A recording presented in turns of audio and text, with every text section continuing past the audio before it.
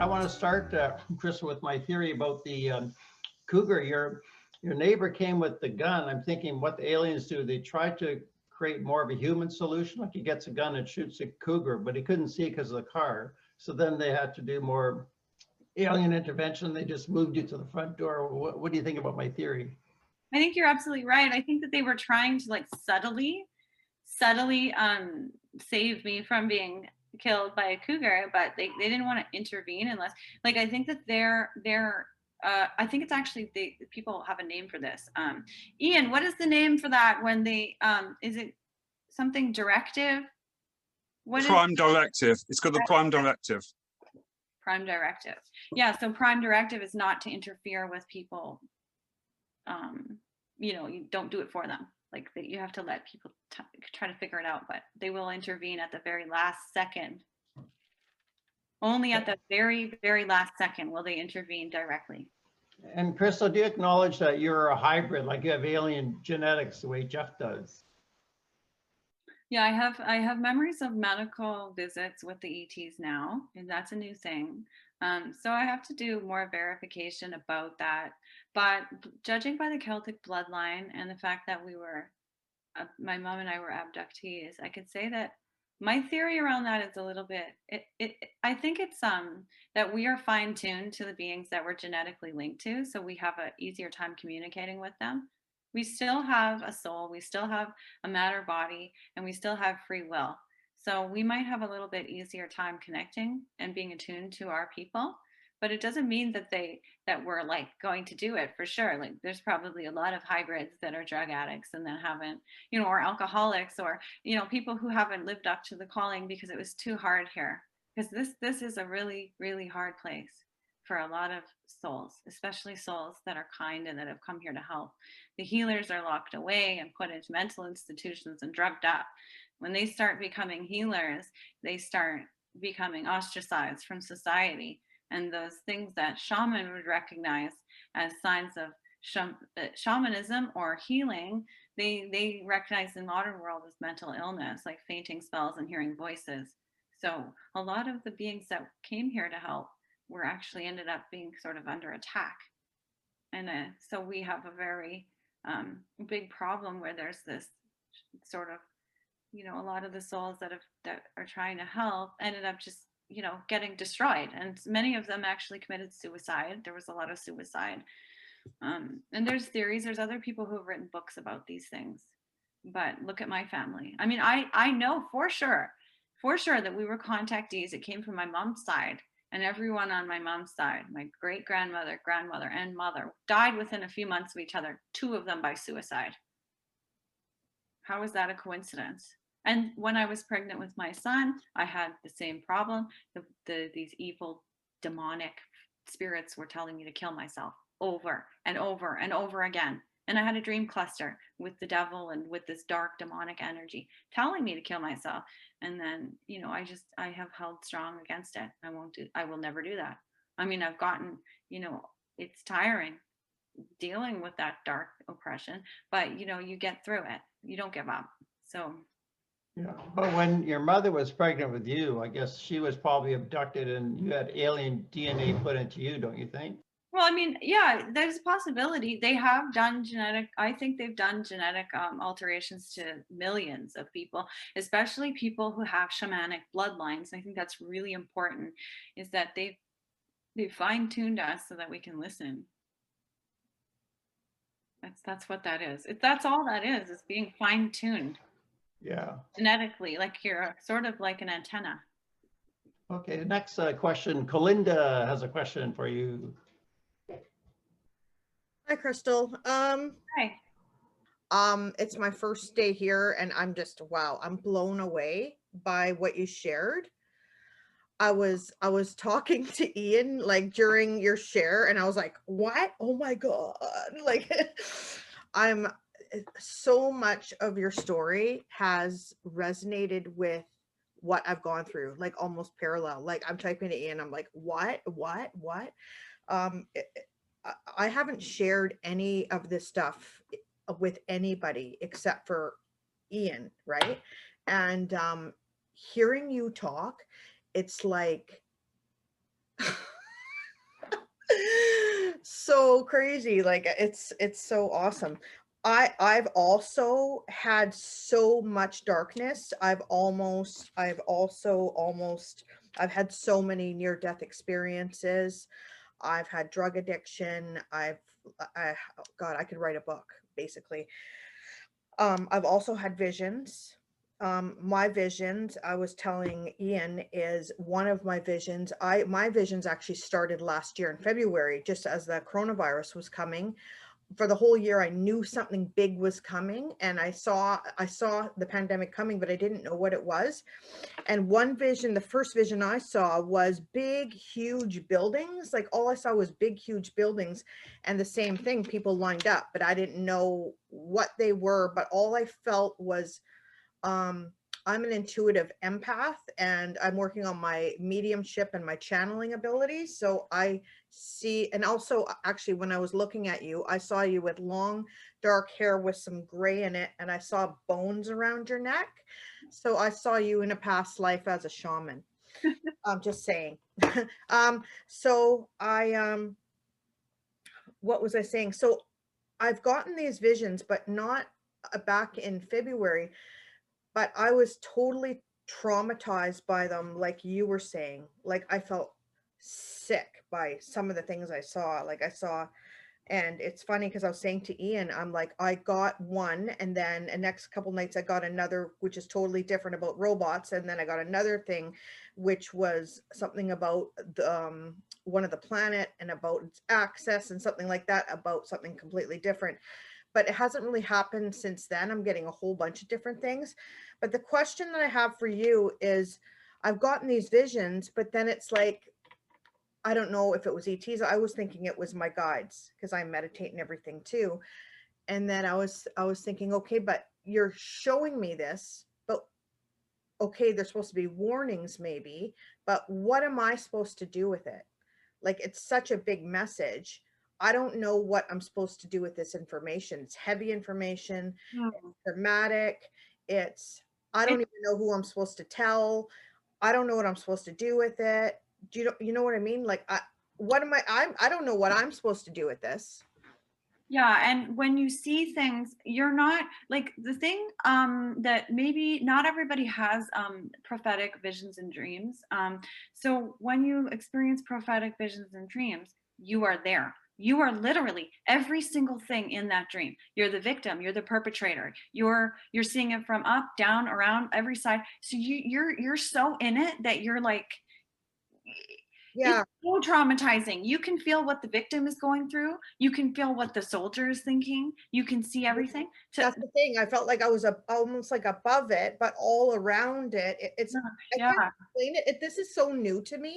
It's only been in the last year that this has really been happening. And this is what I said to Ian. I'm like, I'm having this happening. I'm having the channeling happening. I have the mediumship happening. I'm having the psychic ability. I'm having, like, because 2 years ago I had a rollover accident. I rolled my truck off a cliff 7 times, and I basically did die. And I came back, and ever since then, this has just exploded for me.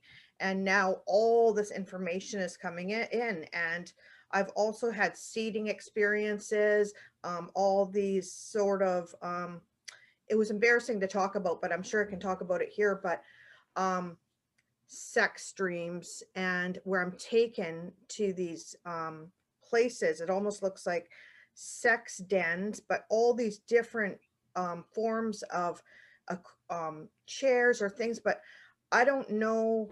It's kind of embarrassing to talk about. But I told Ian, and I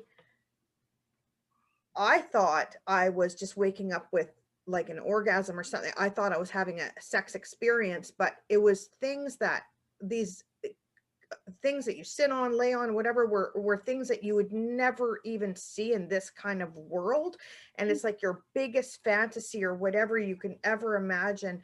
But like they were taking me places, and I didn't understand. Like, this has been happening for so long. And this is why I reached out to Ian in the first place, because this is one of the things, because I didn't understand. And so this is how I met Ian. But I have so much going on with so much different information, like the visions, being visited, and listening to you. Thank you so much, because I have felt so alone and not know where to bring any of this information. And I have been told I'm bipolar, I'm crazy, I'm, all kinds of stuff. And I'm feeling emotional. You know what? I know how you feel, and you get to a breaking point as well where you start to feel like you're so alone. And I just want everybody out there, anyone who's listening, who's resonating with these people, with us, with our stories, that this was intentional.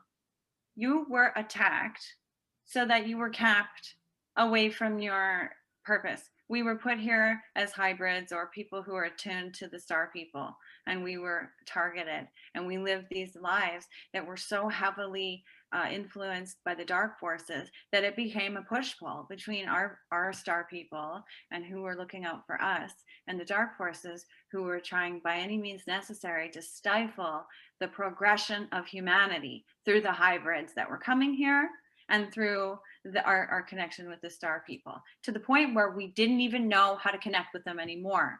And that all these dreams and visions made no sense because we were alone and we had no one to talk to about it.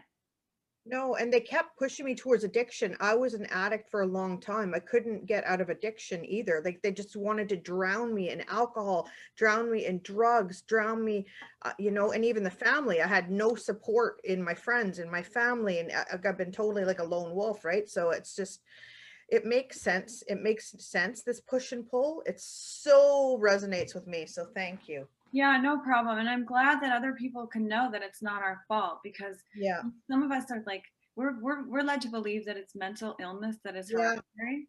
Okay, what if it's more than that? What if we come from lines of shamanic or hybrid beings who are so finely attuned to it that we become a threat? I'd like to say some things here. Colinda, I want to tell you that you're very welcome here. And when Brian and I had the bright idea to do this, we kind of organized it so that we would have one story at a time, and so that we could come together. Now, I have to tell you guys, I'm 67 years old. I had my first experience that I remember clearly when I saw the actual physical UFO. I was 14. So it's been 53 years. And for a very, very long time, not only did I feel crazy, but I also felt,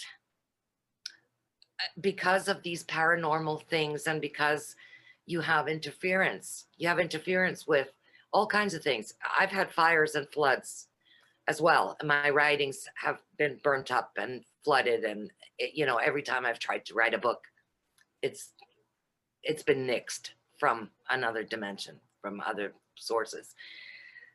So I've also had the very, very, very heavy duty paranormal experiences. I don't know how many of you have seen my stories that are on the website, but actually being drawn into groups that look like light groups, and they're actually satanic.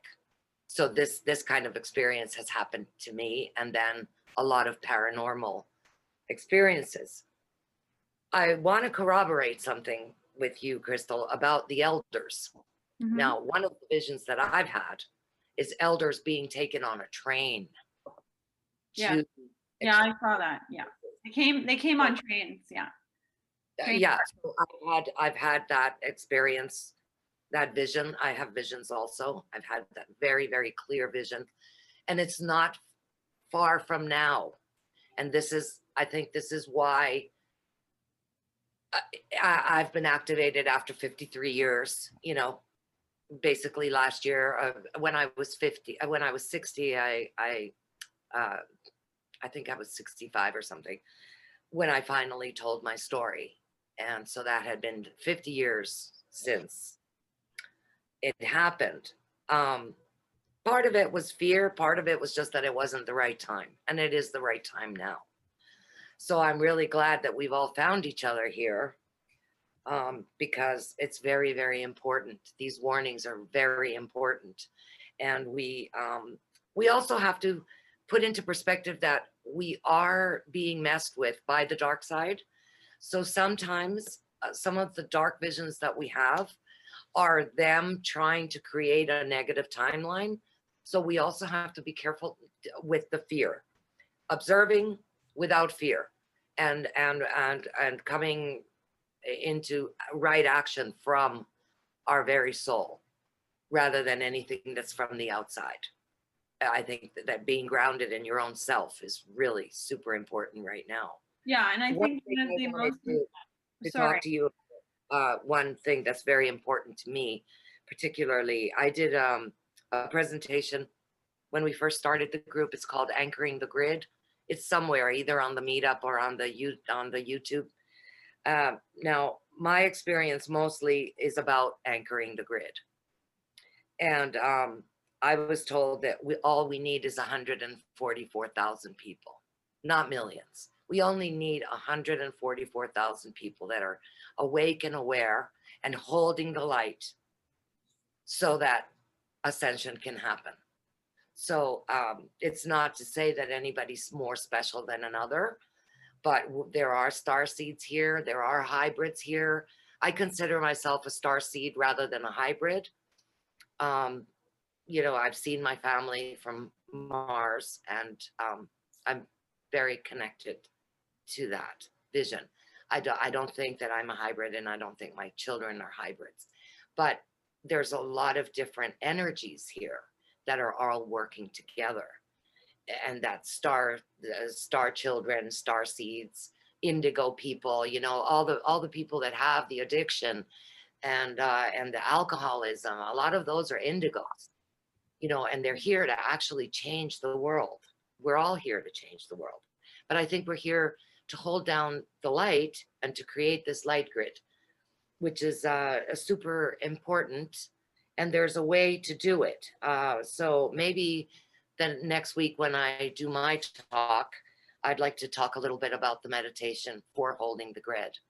And I just wanted to tell you that how so much of what you're saying resonates with me. I've had the same experiences. I've had them all my life.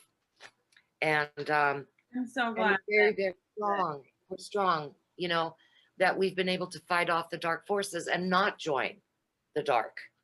Because sometimes it seems easier to just go to the dark, you know, okay, you know, if you can't beat them, join them. But no, we Yeah, are holding the light, and it's very beautiful. And I want to thank you so much for this talk that you've given. thanks. I've gotten so much from it. Mhm. Yeah, I guess we had Ian on next. I just wanted to mention while Mimi was talking, a policeman just walked past my window, the front door of the building. And then a minute or two later, he walked past right by my window. He smiled at me and I waved at him and smiled, which is very odd for my building, but might not mean anything. Did you want to comment, Crystal, or can Ian come on? Yeah. Actually, I wanted to mention something, Mimi. There's 2 points that I wanted to make, and I just wrote it down really quickly. But what I wanted to say was you said that you joined a group and that you discovered that later on they might have been satanic. But I wanted to make it really clear what I've discovered myself, and this is my theory, is that those interdimensional beings that are literally ET shape-shifting dark beings, they can jump into anyone and they'll attack you through them. So I think that we could be working with people who are like, and I know the other contactees have seen this. I am not the only one. This is all like commonalities between us contactees and hybrids, or whatever you want to call us. We're seeing that these forces work through people. So Yeah. you think you're getting yourself into a situation that's good and safe, and in a moment it shifts Yes. and you're under attack. So it doesn't matter. They could be really great people, but they're still open to the subtle influences of these dark energies, and you become the target. They work through people. They can jump from person to person to person and do whatever. You know, it's crazy. Well, my experience, I've had 2 of them, but the main one that it was really, really traumatic for me because I was so young. There was it was called the A&O Foundation, which was Alpha and Omega, and they were a UFO group. And it was very close to when I'd had my abduction. It was 3 years later. So I was really looking for answers. And the fellow who ran the group was Fakir. He'd been trained in India and different ashrams. He was very, very good. He was very good. He was a very, very high level magician. So on the outer part, we had sort of a Christian UFO organization, but on the inner part, they were definitely doing black magic rituals. So it wasn't just entities jumping into someone. This was an actual organization that was dark, that I happened to join, and then I had to be deprogrammed, and I did an expose of them and took away their religious license. So, you know, that was for many, many years I was attacked because of that, just simply because I took away their income, you know. So anyway. Yeah, okay. Well, yeah, but it did remind me that some of us, like, we felt like we couldn't trust anybody, and it seemed like the forces worked through others, and I thought that was super important to bring that up. Yes. This is part of the phenomenon, and it's so subtle and so insidious that it will drive you absolutely insane. Absolutely insane. And so that is what they want. And so it's been difficult going through that, because I have to tell you, like, coming forward, it puts so much more pressure on you, and they target you so much more when you're public, until you get to a certain amount where, you know, okay, now I'm insulated because the world's watching. Yes, absolutely. But yeah, you kind of got to go like full throttle with it. Or they just might, you know, you might just end up disappearing. That's how hard they will work to protect themselves and to hide this. Okay, Ian, did you want to talk? Your mic's turned off there, Ian. No. Oh, I Okay. think Ian was next. Yeah, no, I'm here if that's okay, but I'm happy to let Marie go first if that's okay. I'm happy to sit back while Marie has Sure, a Marie question. France. Thanks for joining us. Yes, I have many things to say. First, with Crystal, we know now that we have shared so many experiences together too. And about fear, I absolutely confirm it's their best weapon. So any way to cultivate, to enhance joy and anything in every circumstance is our tool. So it's the opposite. Secondly, what I think about all the issues, the bad issues we have all faced, and me exactly same as you, I should have died 20 times and so on. And I always was saved last second when everything was lost, suddenly miracle. So, well, that's it. But what I consider about that, it's in 2 points. First of all, of course, we are targets, no doubt. I was conscious of that even when I was very young. It began, I was maybe 2, 3 years old, no more, when I began to be a target and attacked with dark forces. So that's a point. But the second point is too, that we have been trained to face that, because it's the aim, you know. So it's like at school, we were at school about dark forces and nice forces and all, to be able to distinguish things and to be able to face it and survive it, because it's exactly what they wanted us to do. So it's a test which is going on all the time. And they are watching for that, and they're happy when we can go on.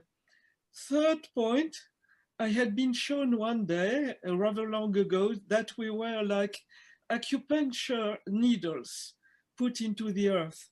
So we needed to cure, to heal the earth and mankind, and being simply a needle, that means being where I am, as I am, even if we are totally alone in the place we are. And from the moment we can stay rooted deeply and being a link between the earth and the light is what we have most of all to do. It's the main aim. Of course, we can do lots of useful things around, but most of all, it's being here and stand still in the tempest, in the middle of the storm, in middle of attacks, and in front, facing any dark force just as well. So that's what I wanted to share about what we are going to do, what's our mission here. So. You said needles, and in the website, in Crystal's website, she calls us points of light, which is what I was given. I was shown the grid where we are points of light, and it's exactly as you're saying, Marie. It's like a pillar of light. It comes from above and way down into the earth, and that's how we anchor it.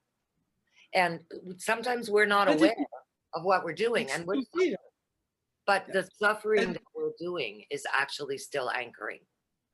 So that's another point, which it took me a long time. It means to an acupuncture needle, which means that it could help regenerate things, harmonize the flu, any kind of stuff. That's it. Well, I like the healing stuff, you know, but it's most of all that. And when you are conscious of it, things are easier. Even if you have a very bad time. This morning, I felt really bad. I thought, oh, of course, we have an interesting evening, so everything will occur, so I can't attend it.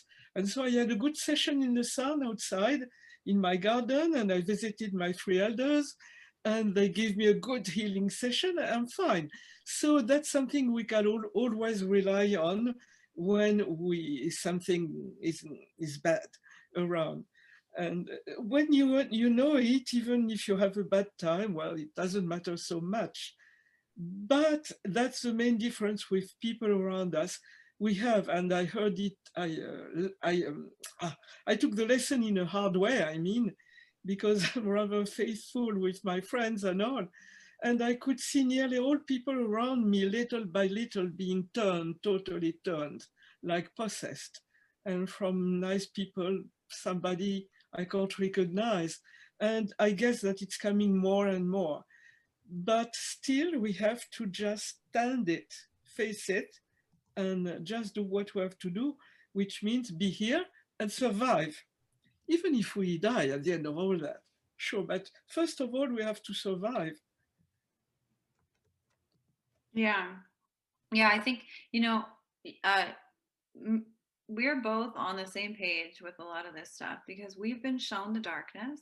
You and I have both been shown, and you know, we've seen the message of holding the light even when we're absolutely terrified, even when it feels like you can't go on anymore, and that you feel like you can't go any further, and you're still holding it.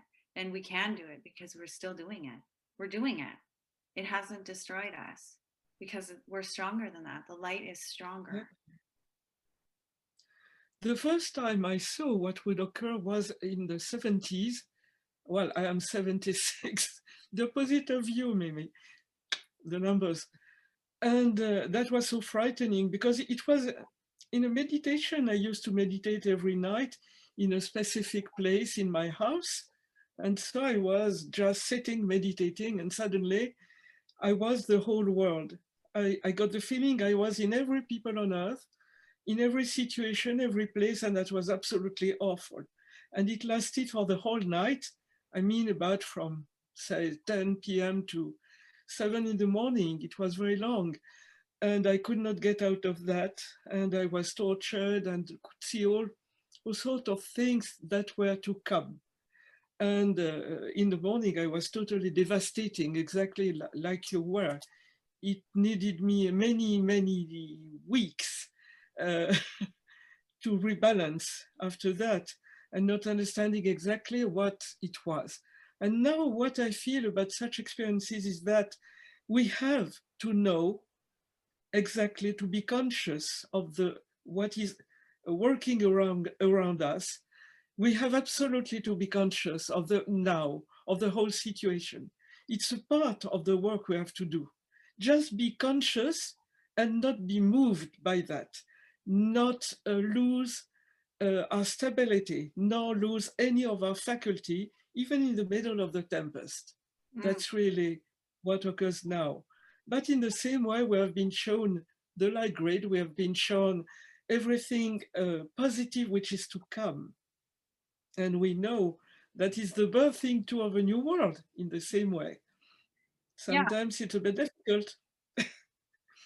Yeah, they're taking their last stand. They know that their time is up and they are taking their last stand.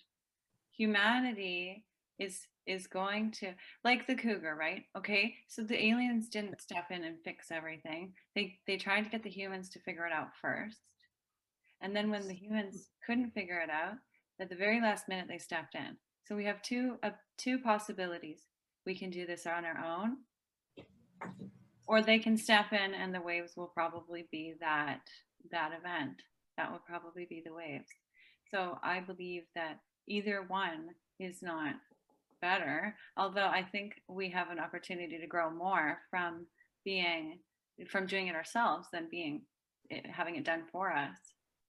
I think that we're better off doing it ourselves, but worst case scenario, they are going to do it for us. Thank you. Okay, Ian, did you want to go next, Ian? Yeah, I'm okay to go next. First of all, I want to say thank you so much, Crystal. That was excellent. I really enjoyed your presentation. It exceeded all expectations, and obviously there's so much more as well that you didn't include, but there's so much that you did include, and that was really good. I liked your visualizations. I'm glad you included the UFO video as well, and the other things that you mentioned along the way, some of which I was party to as well. So thank you. The very first time I came and saw your presentation, I did feel a real compelling compulsion, let's say, to see Crystal's first presentation.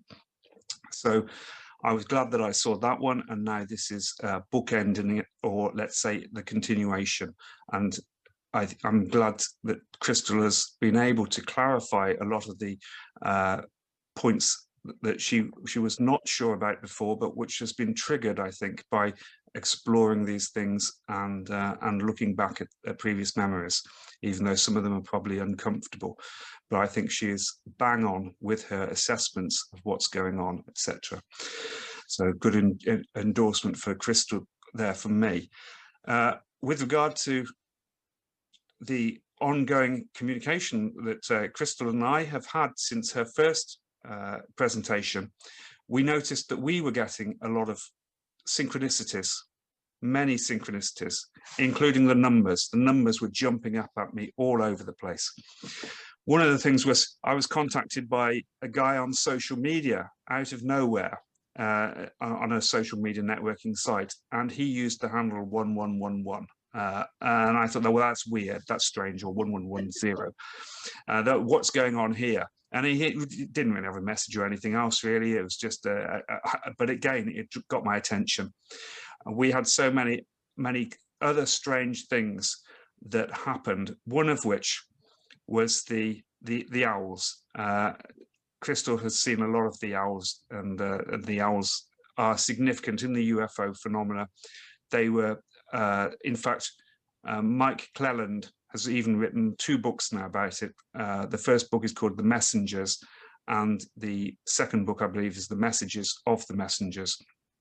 And the owls do feature in it. The owls even featured when I was a child. I was obsessed with owls. I even got my mum and dad to buy me a stone owl that was in the garden centre that I needed. I had to have the owl for my birthday. It was a tawny owl. And we would hear the owls hooting outside my window when I was a young child. My early books, the first books that I was, well, when I was writing at school, I would write endlessly about UFOs. From that book that I showed you last week or the week before, but I'd also intersperse those with stories and things about owls. So that was quite a feature. However, the other day I went to deliver a computer back. I'm a computer technician, so I delivered a customer's computer back to her. A customer I hadn't seen for some time, a lovely lady. So I delivered her computer back to her and dropped it off and said goodnight, and I left. It was early evening. I was just making my way back and the phone rang, and it was the customer, and I thought, well, perhaps there's a problem with the computer or whatever. She said, Ian, I wanted to tell you this, and you're probably the only person I can tell. But and she doesn't know too much about what I'm into or what I do in these groups or my research. But she said, you would appreciate what happened to me today. She said, I went and did the shopping and I came back the country route. And as I came back, I turned a corner on the lonely road back to my house, and on the road I don't normally take. And there was an owl on the gatepost.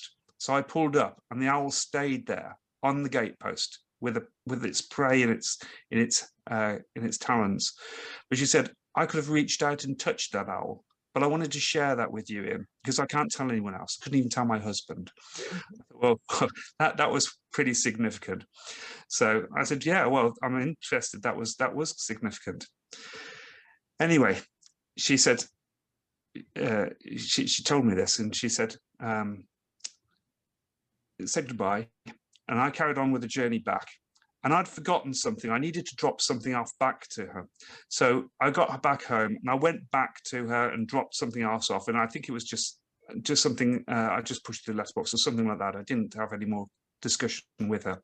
On the second journey back, an owl, a white owl, suddenly came out of nowhere at exactly the same place. I was on the road where I was talking about the owl experience with her because I was on hands-free on my phone. A white owl came swooping up to my driver's side and was right by my driver's window and then flew off. And the upshot of all of this is this customer has a sister in Vancouver. I've been helping them communicate with each other so she can communicate with her sister. She says, yes. And she told me this on the day that she told me about the owl. She said, yeah, my sister is in Vancouver. And she can actually see the island from where she is. She looks out across the island, and she thinks Vancouver's the center of the universe. so that was profound to hear her saying such words. It really is the center of the universe. Yeah, I think it is. I said, yes, I think that I tend to agree. I'm feeling a definite connection with Vancouver and a pulling towards Vancouver myself. Anyway, we continued to have some strange events happen. I had some helicopter activity again. I hadn't had it for a while, but yes, helicopters were flying over. And when I looked, they were flying actually over my property. They could have gone to the left, to the right, or whatever, but they could fly over my property. And then one morning I got to my property to start work here. And then I heard a helicopter, very, very low, very loud, but this time it was a police helicopter. So I thought, oh, it's not a normal black one. Not a normal black one, as if there's such a thing as a normal black helicopter. But it was going round and round my house and into the fields around the back, and I couldn't understand what was going on. So I got in the car.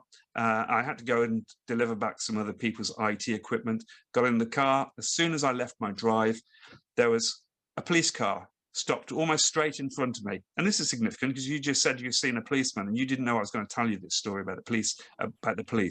Yeah. The police car stopped and a woman gets out and she's got, if you can see the picture that you used for Crystal on this presentation, she looked like Crystal. She had red hair like Crystal, and the red hair is not a current fashion trend here. So I'm thinking, this looks like Crystal. And the policeman was getting out, and I said, can I help you? What are you looking for someone? I said, are you looking for someone? Because it looked like she was looking at the houses or around the houses. And all the time we got this helicopter flying over. She said, yes, I'm looking for a missing 11-year-old girl. We got the numbers again, 11, a missing girl. So that was weird. So I let that one go as well and carried on. But we've had many other experiences, Crystal and I, over the phone. Some have been quite intense, and it's got my attention. And I know this has happened as well with Colinda as well. We had a very strange experience last night that happened. Anyway, moving on from all of that, we're now, and thankfully I've got Colinda to talk with Crystal and with the group and bringing her in, which I think is great. So thanks for that.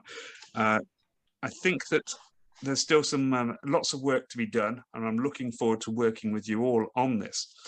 This evening, Earlier today, I spoke with a good friend of mine called Jane Williams. She's an author, and I invited her to the group. Unfortunately, she'd got other commitments.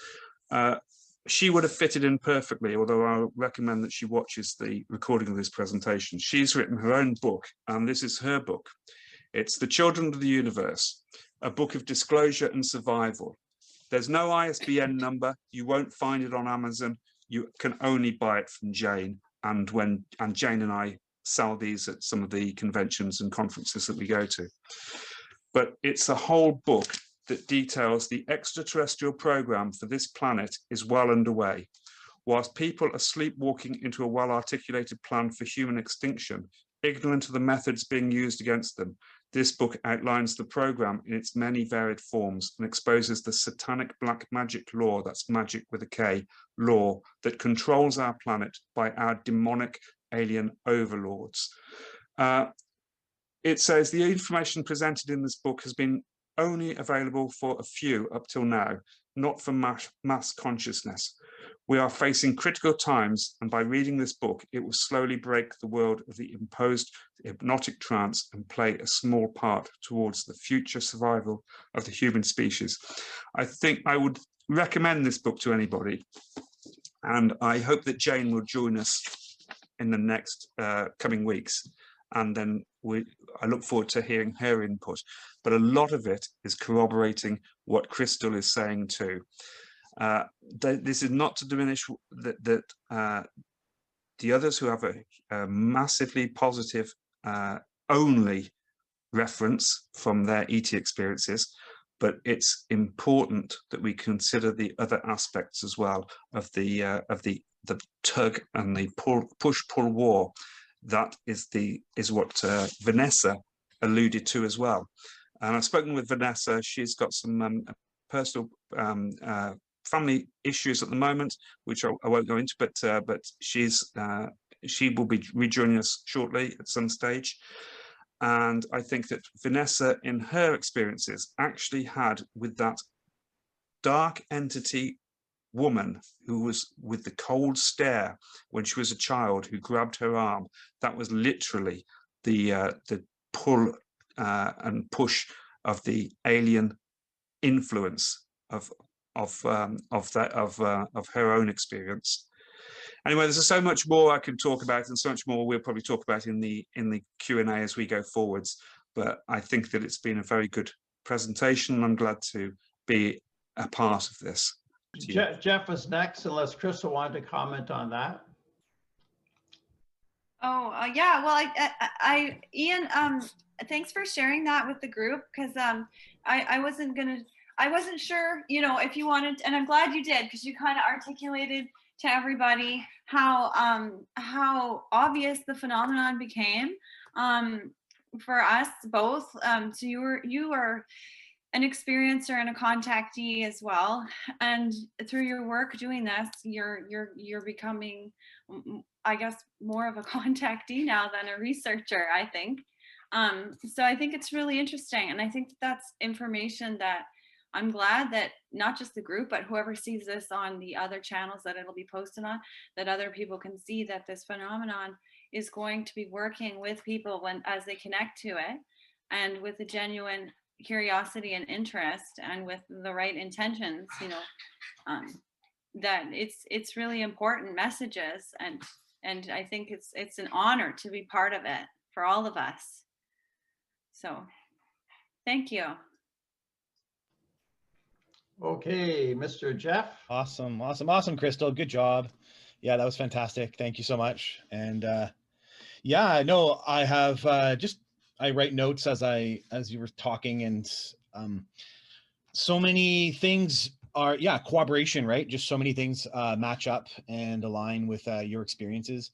I'm you know, I'm still understanding. We were chatting, and I'm still understanding my own experiences. I have too many, and with them, and I don't fully understand the larger picture, and I'm still kind of grasping it. And I find it really wild that I don't have any of this kind of dark stuff on it. I was not exposed to it. It's not part of my contact events. And I remember Ian once saying that they control the message, right? They control the dialogue. Knowing that they gave me these types of contact events, and then they literally told me in a contact event to turn it into a book. They're very aware of that, and I find that just the differences are so wild. What's different and then what's so similar is so weird, and speaks volumes about the you know, the phenomenon in general. So I love some of the similarities that we have. I also had a 4-foot tall intervention that saved my life. So a 4-foot tall angel that intervened and saved my life. So that is a weird thing that you can have in your life when you have 4 feet tall angels that save your life. So that's a really neat one. One thing I actually wished you did is I wished you told us the ages that you were, rather like, yeah, the years are good, but also the ages. The beings, in some of my research that I'm starting to break into now, I'm noticing ages actually really matter. Certain things happen when experiencers are 16, when they're 20 years old. There seems to be some awareness on the beings about the ages and what happens in maybe the psyche of the human at those ages, and they seem to give different type of experiences. And so that was the only thing I kind of wish you did that, because I also had you mentioned 8 years old, and I also had a family contact event when I was 8 years old, so that matched as well too. So there's these strange similarities there. Oh yeah, just guardian angels, like, yeah, for 30 years of my life I thought I had a guardian angel because I kept having these weird experiences that turns into an alien. Your guardian angel is actually an alien. That's just very common. UFOs connected to thought. That was just another, I just get so blown away by this phenomenon, and that I just had one 2 days ago. Literally, I had a thought and kind of came to the conclusion about my some experiences that I had with the beings, and I actually realized, oh my God, right, you saved my life in that moment. You saved my life. And I just came out of meditation saying that, and then literally outside my window right here, literally right here, there was a white ball floating, and I was like, oh, I think that's them. And then I was like, I went to grab my camera, and then it was just gone. And it was during the day, so it was like, there's nothing, there's no plane, there's no clouds. And so it was them, and it was the confirmation of my thought that I was having. They're intertwined with not your actions, but your thoughts. So I thought all that was really awesome. And yeah, just your orchestrated life. It's so strange how the events can twist and turn in your life, and they're paranormal and they're mystical. So oh, and just one thing I also really liked too, Crystal, your in my experience with you I don't know how to say it, like, I know you're the real deal because you speak the language that I can hear from them. So you speak like, I don't think you have, maybe you've had these contact events and you don't know, like myself, for a long time there, but you say things that match what I've heard on their crafts. And you just said randomly right now that the genetics was like, it's like, oh, it's kind of an added bit, it's like being fine-tuned, like it's an antenna.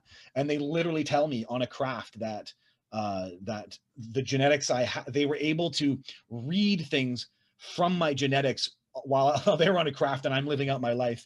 They're able to read things off my genetics, and then they uploaded it into computers. So my genetics was something it was a frequency that they tuned into, and they explained that to me. So that was a very neat, you know, you just said it flippantly and it was matched my contact event. So that's just really, really neat. So yeah, those are my, that's my pieces. Great talk. I thought it was awesome.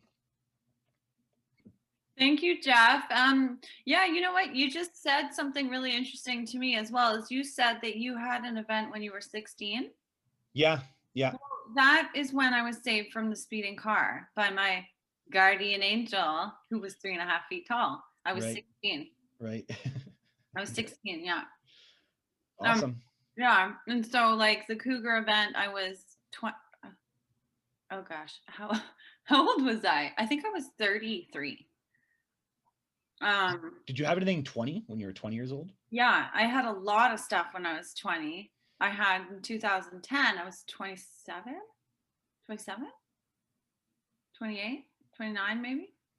Yeah, 28 or 29. We should clarify, you're born in 1981, right? Yeah, so okay, do you want to give your birth date for your astrological sign? That might mean something to people. I don't really want to share my birth date publicly. Yeah. Okay, yeah. I can say October of 81. So, but I will say that, yeah, Jeff, like my 20s, there was some events, like I think I was 20, it was 28 or 29 when I met the ETs. And it was, I think it was 29. Because it was 2010. Okay, well, anyway, yeah. So, I think you said in the summer, so you're probably 28, almost 29. The summer of 2010, you're 28. then 39 when I was called to action here and to really go, just to go with this and to be a public speaker, I guess.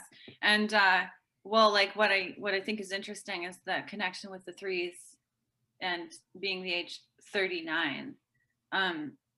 That's the ETs, that's for sure ET stuff, because like they do so many things with the number 3, and the harmonic resonance is the number 1's lining. But the 3s are, I think, are specifically the ETs. So if you're seeing 333s, or if you have contact events that are divisible by 3, like your age is divisible by 3, there's usually a connection with the numbers 3.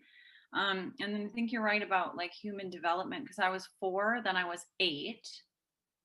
And that was, that meant something, like being that age, being 4, then being 8, then being 16, then being 20.